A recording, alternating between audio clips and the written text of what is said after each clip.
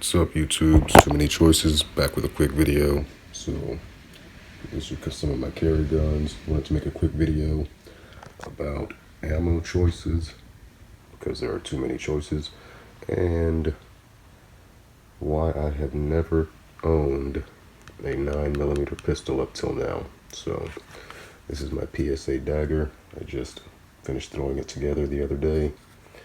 I will be checking this thing out and seeing what it does at the range. Don't know if you can see that or not, but it is a 9mm barrel lone wolf on my standard Glock 23 frame. So there's the Glock 23 barrel, and there is the Glock 33, and here is the 1911 Colt Commander. So these are the guns I normally will carry in case stuff goes bad. Usually that little booger stays with me because that Glock 23 barrel gives it that little extra oomph, but then the shorter stock makes it easier to conceal. So I really do love this pistol. It's usually the one I'm carrying.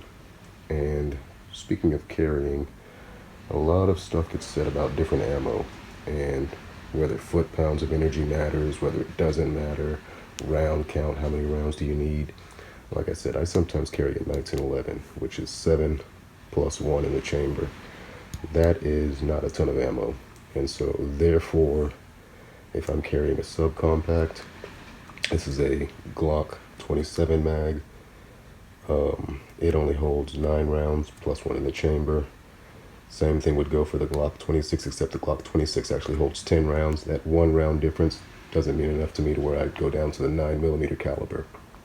So, and on this side we have a Glock, what mag is that? A Glock 23 mag, which is a standard 13 rounds. On this side we have a Glock 7 or Glock 19, which is 15 rounds. And then we have the Glock 22 mag and the Glock 17 mag. So again, only 2 rounds difference between the subcompact or the compact and the full size. 1 round difference between the subcompact models. That 1 or 2 rounds difference is not worth the energy loss to me in the ammo selection. So again, this is a Glock 33, but I will sometimes throw the standard Glock 33 barrel in there for 357 SIG, or it has a conversion barrel now for 9mm to go with those 9mm mags. But anyway, this is more about the foot-pounds of energy. So let's look at the ammo that I normally carry. Winchester white box, and I'm looking for the magic number of 400. I carry guns that start with a 4 and that 357 SIG rounds up so it counts, or I carry guns that can at least minimally make the 400 foot-pounds of energy. So why is the 400 number so important? You see a lot of ballistic tests with shell, and people are like, look at the penetration and the expansion of that 9mm. It's great. It's now equal to the 40. No, my friend. People, as far as I know, I'm not a biologist. I do know what a woman is, but I'm not a biologist. And I can tell you that people are not made of ballistics gel.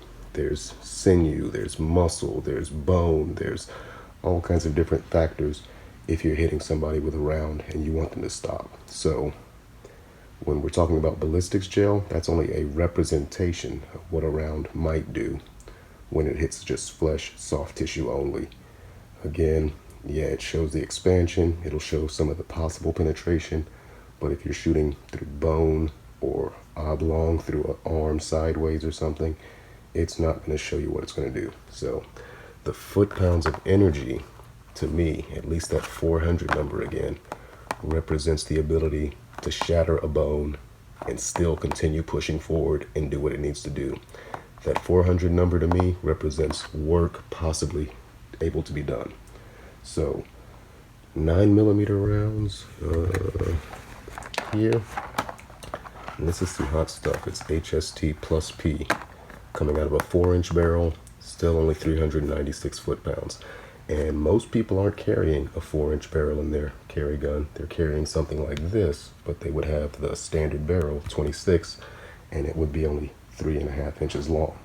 So you're even losing more of that energy if you have to use it either at range or to shoot through something sideways or through bone. So back to this. 180 grain Winchester, 408 foot-pounds at the muzzle. That will shatter a bone and continue on. Gold dot. This is 155 grain gold dots, 40 Smith & Wesson, 496 foot-pounds of energy. That is a humming round. It is flying at about 1,200 feet per second. It will also hit an arm, hit a bone, and continue going, in my opinion. It doesn't penetrate as much when it hits bare gel. It's only like 11.5 inches or something. But again, not shooting bare gel most of the time. You'd be ended up shooting through bone, in my opinion. So 468 HSTs, 165 grain, 468 foot-pounds out of a four. All of these are out of a 4-inch barrel, except for the 45, out of a 4-inch barrel. Another round that's not really humming along too fast, 1130. That recoil would be comparable to most plus P rounds in 9mm, if you ask me. And then again, the HST out of a 4-inch barrel, only 396 foot-pounds, barely scratching into that 400 kind of range. It's within the deviation of the round to round, so this might be able to get over that 400. Again, not the round that I would normally carry, and it's one that I just purchased recently because of the Dagger, my first 9mm pistol. So again, that's the Dagger upper PSA on top of the standard Glock 23 frame. I love it. I think she's sexy. But for the 1911, I'm carrying Hornady Critical Defense, and this round out of a 3-inch barrel, and my Colt Commander has a 4.25-inch barrel, is actually doing 411 foot-pounds. So I'm getting more energy than what's advertised on the box. So when it comes to ammo selection and choices, they're all a lot out there. But when people are trying to say the 9mm is equal to the 40, I completely disagree. This is not bagging on the 9mm. Again, I've never owned one, not because it's not a capable round or because it can't do what it needs to do, but it's just when it comes to the amount of energy that they put out. If you look at the list of self-defense ammo in 9mm, 1 or 2 of them reaches over the 400 foot-pound mark, and they're usually plus P plus. They're usually some kind of super hot round. By that point, you're getting back into the 40 Smith & Wesson recoil area. So, but I'm looking for that magic 400 number because it represents work that can be done after hitting bone. So, just a short video today. I choose the 40 Smith & Wesson over any of the 9mm cartridges, and just to show off my new baby. I think she's pretty. I didn't know how much I'd like the two-tone. I may have to get a couple more of these slides and play around making some things with the colors. But anyway, you guys have a good one.